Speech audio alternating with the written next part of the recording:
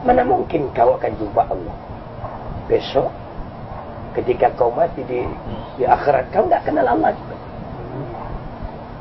Dalam dunia kamu tak kenal Allah, mana mungkin di akhirat kamu kenal? Kamu kenal namanya, datang bermacam-macam mengaku Allah. Yahudi masih kenal Tuhannya. Ketika ditanya siapa Tuhan kamu, Uzair anak Tuhan. Nasrani masih kenal Tuhannya. Ketika ditanya siapa Tuhan kamu, Isa Tuhan. Oh, dia kenal. Majusi ditanya siapa Tuhan kau, ketika roh-roh, api dan sebagainya, kenal dia. Agama Tendri tanya, Jepang, siapa Tuhan kau? Matahari, kenal. Muda ditanya, siapa kamu? Dewi Kuan Yin, kenal. Orang yang mengaku Islam, siapa Tuhan kamu? Allah, kau kenal? Ya pokoknya Allah. Ya, kau kenal. Kenal nama. Maka itu kamu terpekik-pekik dengan nama, tetapi kamu tidak tahu Tuhan. Padahal Tuhanmu sangat dekat daripada kamu. Orang yang kenal kepada Tuhan, ketika diucapkan nama Allah itu, bergetar hatinya, hancur hatinya, karena dia tak tahu Tuhan. Orang yang tak tahu Tuhan, dibacakan nama Tuhan, dia tenang-tenang saja. Karena memang dia tak kenal kepada Tuhan. Mana mungkin dia takut kepada Tuhannya? Mana mungkin? Orang yang mengenal nama Allah, Ar-Rahman, Ar-Rahim, Al-Malik, Al-Qudus, bertakutkan kepada Allah. Tidak. Dia lakukan. Huwallahu alladhi la ilaha illa huwa ar-Rahmanur Rahim. Kamu aja kenal dengan namanya. Maka kamu lakukan dia. Makanya ketika kamu berkata Abdurrahman, Abdurrahman, orang yang kenal Abdurrahman takutnya karena kuasa Abdurrahman ada. Ketika di samping Abdurrahman mengucapkan Abdurrahman, Abdurrahman, yang kenal Abdurrahman itu dekat kamu itu. Ngapain kau kuat-kuat? Bukan Abdurrahman, peka, tuli. Tak tuli Abdurrahman itu. Nah, takutnya orang yang kenal Abdurrahman ini bukan kepalang, tapi yang kenal nama Abdurrahman, biar di sampingnya Abdurrahman, dia tidak tahu Abdurrahman. Begitulah kamu kepada Allah. Kamu kenal namanya dan ciptaannya, tapi tidak kenal kepada Tuhanmu sendiri. Maka mereka yang tidak kenal kepadaku di dalam dunia, kata Allah, aku jadikan mereka di kemudian hari dengan tidak bermata, sehingga mereka buta. Lalu bertanya kepada Allah. Lalu dia bertanya kepada aku, kata Allah, ya Rabb, dalam dunia kamu ciptakan kami bermata, kenapa sekarang kau ciptakan kami dalam keadaan buta? Allah pertama, untuk apa aku ciptakan kamu bermata? Dalam dunia pun kamu tidak kenal aku, apakan lagi di akhirat? Mana mungkin kau kenal kepada aku? Di dunia kamu sendiri tidak pernah melihat aku, tidak pernah mengenal aku. Maka itu kamu cuma belajar awaluddin ma'rifatullah. Awal agama, awal hukum itu mengenal Allah. Kamu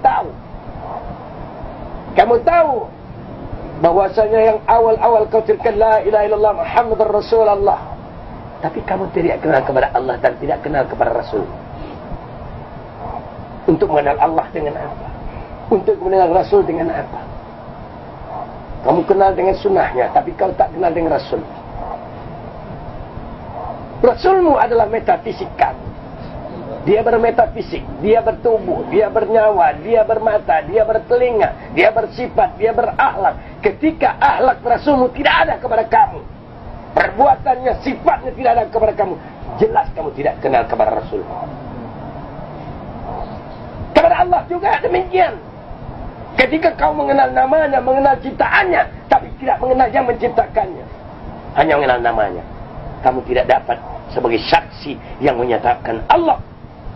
Tidak ada yang lain kecuali Allah. Ketika kau berkata la ilaha illallah, tidak ada yang ada kecuali Engkau ya Allah. Diriku pun tak ada, karena diriku Engkau yang punya.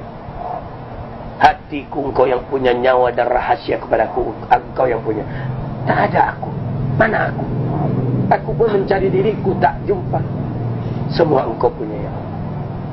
Ketika Engkau telah paham semua itu Allah yang punya, sangat mustahil kau tidak mengenal Allah. Ketika sarung, tahu bahwa di dalam sarung ada pisau yang sama bentuknya dengan sarung, tetapi sarung bukan pisau. Tapi sarungnya dibikin oleh pisau, tapi pisau tidak akan dapat dibuat oleh sarung. Ketika sarung telah diciptakan oleh pisau, maka pisau bersemayam di dalam sarung. Bergerak sarung karena pisau, karena dia menutupi pisau. Kalau tidak perlu sarung, pisau tidak perlu memerlukan sarung lagi, dia buat sarung yang baru. Untuk apa bikin sarung yang tidak baik? Maka kamu adalah saksi. Tubuhmu saksi Allah. Pada tubuhmu saksi Allah, matamu, bulu matamu, urat matamu, telingamu. Itu saksi Allah. Bulu-bulu pada dagingmu, bulu-bulu pada kulitmu, darah-darah kamu, urat-urat sumsum kamu hidup, semua saksi Allah Subhanahu wa ta'ala. Semua berkata la haula wala quwata illa billah. Tidak ada daya kekuatan kecuali Allah Subhanahu wa ta'ala. Berpeganglah kamu sebenar-benarnya, pasti kau selamat. Jangan batal wudhu kamu, jangan lepas memuji Allah. Taatlah engkau kepada Allah yang sangat dekat kepada kamu. Belajar malulah engkau kepada Allah. Kamu itu ada cuma nafsu. Yang kamu itu nafsu. Maka itu antara nafsu kepada Allah. Allah ciptakan nafsu awalnya. Lalu Allah tanya kepada nafsu, wahai nafsu, siapa aku dan siapa engkau? Nafsu berkata, aku ya aku, kamu ya kamu. Ketika nafsu itu disiksa 70.000 tahun, dikeluarkan dari periksaan, nafsu ditanya, wahai nafsu, siapa engkau, siapa aku? Nafsu berkata, aku ya aku, engkau ya engkau. Kerasnya nafsu itu. Ketika nafsu itu direndam dalam air 70.000 tahun, dikeluarkan, ditanya nafsu, wahai nafsu, siapa engkau, siapa aku? Nafsu berkata, engkau ya engkau, aku ya aku. Ketika nafsu dibakar 70.000 tahun, ditanya nafsu, wahai nafsu, siapa engkau, siapa aku? Maka nafsu berkata, aku ya aku, engkau ya engkau. Ketika Allah puasakan nafsu, baru satu hari Allah tanya, wahai nafsu, siapa engkau, siapa aku? Nafsu berkata, Allahu Rabbi wa ana abduka ya Allah. Baru dia berkata, engkau wahai Tuhanku dan aku hamba engkau. Maka puasakan nafsu kamu supaya tidak ada ego kamu. Serahkan semua ini memang kepunyaan Allah, tidak ada milik kamu.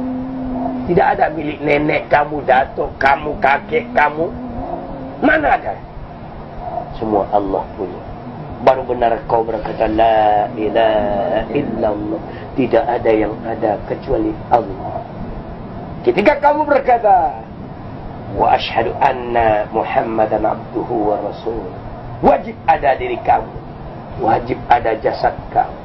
Dan di sanalah contoh-contoh Muhammad Rasulullah. Berkata ia, berpakaian ia, berjanggut ia, berserban ia. Itulah sunnah, itulah pembuktian Muhammad. Dengan sunnah-sunnahnya yang kau laksanakan, ada pada diri kamu yang kau pertahankan, samalah engkau telah berjumpa Rasulullah sallallahu alaihi wasallam, dan pasti engkau berjumpa kepadanya. Amin ya rabbal alamin. Assalamualaikum warahmatullahi wabarakatuh.